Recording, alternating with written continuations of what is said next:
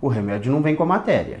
Você toma o remédio não significa que você já sabe que você agora vai tirar notas boas nas provas. O remédio te permite ter atenção e a partir daí estudar. Mas você tem que ter vontade de estudar.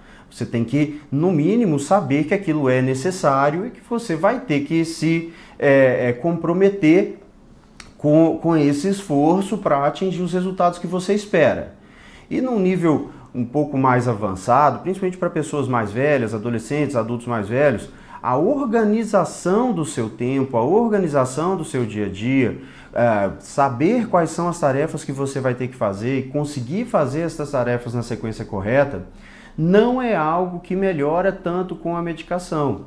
O remédio, ao permitir que você tenha foco, permite que você consiga se organizar melhor, sim, mas se você tiver técnicas corretas para isso, usar uma metodologia adequada e realmente se comprometer com o esforço que vai ter que ser feito.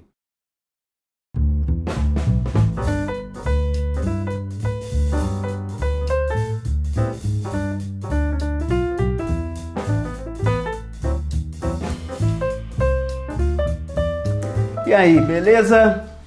Então, a gente fala muito, eu falo muito, né, sobre o transtorno de déficit de atenção e hiperatividade, e hoje eu vou tentar falar um pouquinho para vocês sobre o tratamento dessa condição.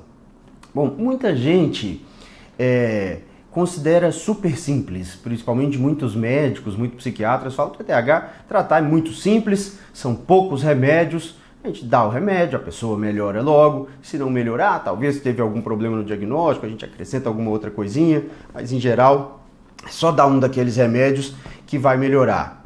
Outras pessoas dizem que é super complicado, é super complexo, tem um medo danado de fazer o diagnóstico, de dar o diagnóstico para a pessoa, tem medo de estar errado no diagnóstico, tem medo de o paciente não aceitar, de a família não aceitar, no caso de uma criança, e acha tudo muito, muito difícil.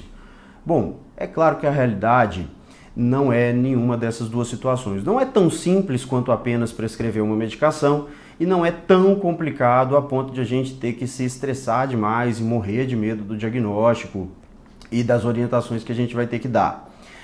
Não é tão simples, em primeiro lugar, porque o remédio ele ativa regiões do cérebro que normalmente funcionam um pouco pior, né? Tem um funcionamento um pouco deficitário e essas regiões estão ligadas ao controle dos impulsos. Portanto, a partir do momento em que você tomou a medicação, enquanto ela faz efeito, você consegue conter os seus impulsos. E contendo o impulso, você consegue manter o foco da atenção, você não está mais tão hiperativo, tão acelerado. E isso permite estudar melhor, permite focar melhor no trabalho, fazer aqueles relatórios que são tão difíceis, aquela parte do serviço que é no computador, que é no papel e que você não gosta tanto. Agora, isso não é tão efetivo quando a gente fala da organização do seu dia a dia, não é? Em primeiro lugar, como eu digo para as crianças, adolescentes que eu trato, né? O remédio não vem com a matéria. Você toma o remédio não significa que você já sabe que você agora vai tirar notas boas nas provas. O remédio te permite ter atenção e a partir daí estudar. Mas você tem que ter vontade de estudar.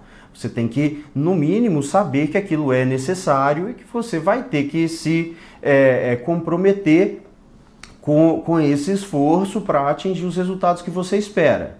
E num nível um pouco mais avançado, principalmente para pessoas mais velhas, adolescentes, adultos mais velhos, a organização do seu tempo, a organização do seu dia a dia, saber quais são as tarefas que você vai ter que fazer e conseguir fazer essas tarefas na sequência correta, não é algo que melhora tanto com a medicação. O remédio, ao permitir que você tenha foco, permite que você consiga se organizar melhor, sim, mas se você tiver técnicas corretas para isso, usar uma metodologia adequada e realmente se comprometer com o esforço que vai ter que ser feito.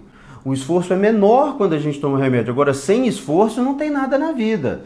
Sem se comprometer, seguir aquele compromisso, se esforçar, se dedicar, batalhar, lutar muito pelo que você quer, seja aprovação no concurso, no vestibular, seja uma melhor relação com os seus filhos, com o seu marido, com sua esposa, namorado, namorada, com os colegas de trabalho, o que quer que seja, depende de um pouco de esforço, depende de um pouco de comprometimento. Portanto, se você acredita que tem esse transtorno ou já recebeu esse diagnóstico, procure pessoas que sabem te passar essas informações sobre como se organizar melhor, como administrar melhor o seu tempo, como não permitir que as coisas te atropelem, né? Que o futuro chegue sempre antes que você estivesse prevendo, porque isso vai fazer uma grande diferença na sua vida. Pode ser através de psicoterapia, pode ser através de determinados tipos de meditação, agora principalmente através de conversar com pessoas mais experientes nessa área do que você, que vão poder te passar tintim por tintim como é que vai ser feito isso. Tá certo? Enfim, espero que tenha sido útil para vocês. Se foi útil para você, talvez seja útil para mais alguém. Marque nos comentários as pessoas que você acha que podem se beneficiar com esse e com outros conteúdos que eu estou colocando sempre aqui no canal. E eu espero vocês no próximo vídeo, que deve sair logo em breve. Tá bem? Até mais. Tchau, tchau.